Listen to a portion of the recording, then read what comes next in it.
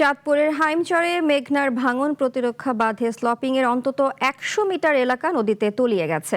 চর ভৈরবী ইউনিয়নের গাজীনগর এলাকায় ঘটে এই ঘটনা। এতে বর্ষা মৌসুমে ভাঙন আতঙ্কে ওই গ্রামের কয়েক হাজার পরিবার। অবৈধ বালু উত্তোলনই ভাঙনের কারণ বলে দাবি স্থানীয়দের। রানা রহমানের রিপোর্ট, জানাচ্ছেন শাশ্বতী সরকার। হাইমচর উপজেলায় নদী ভাঙন রোধে ২০০৬ সালে প্রতিরক্ষা বাঁধ নির্মাণ করে সরকার। এতে দীর্ঘদিনের ভাঙন থেকে রক্ষা পায় হাজারো পরিবার। সপ্তাহখানেক আগে গাজীনগর এলাকায় অবৈধভাবে বালু উত্তোলনের অভিযোগ ওঠে স্থানীয় কয়েকজনের বিরুদ্ধে। পরদিন সকাল থেকেই স্থানটিতে শুরু হয় ভাঙন। তার পরের দিন তা তলিয়ে যায় নদীগর্ভে। এতে বর্ষার আগেই ভিটেমাটি হারানোর আতঙ্কে রয়েছে স্থানীয়রা। অবৈধ বালু উত্তোলনের সাথে যারাই জড়িত তাদের শাস্তি দাবি করেছেন এলাকাবাসী।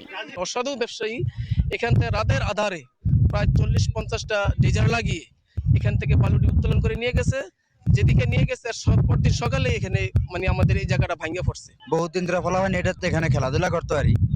হঠাৎ করে রাত্রে বালু গাইটা নিয়ে এই জুয়েল সহ এই ডেজারে বালু গাইটা নিয়ে পুরা পান এখন পুরা ঝুঁকির মুখে।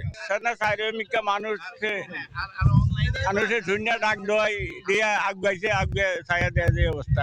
এদিকে ভাঙন শুরু হলেও মূল বাঁধ এখনও সুরক্ষিত আছে বলে জানান চাঁদপুর পানি উন্নয়ন বোর্ডের নির্বাহী প্রকৌশলী। বলেন, ভাঙা অংশ পর্যবেক্ষণ শেষে নেওয়া হয়েছে প্রতিরোধ ব্যবস্থা। যারা অবৈধ বালু ব্যবসায়ী ছিলেন তাদেরকে আমরা আইনের আওতায় নিয়েছি এবং বর্তমানে তারা থানা হেফাজতে রয়েছে। এই স্থানটি আমরা প্রতিনিয়ত মনিটরিং এ রেখেছি। আমাদের লাঞ্চিং অ্যাপ্রন কিছুটা ক্ষতি হলেও মূল প্রতিরক্ষা কাজের কোনো সমস্যা হয়নি, ভয়ের কোনো কারণ নাই।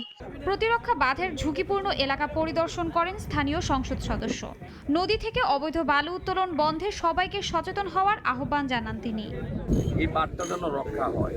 যারা এই ধরনের কাজের সাথে জড়িত হবে ভবিষ্যতে আগে ধরে আমাদের ফোন দিবেন। আমি প্রশাসনকে বলবো আইসা নিয়ে যেতে। আপনারা আইন আপনি নিজে নেবেন না।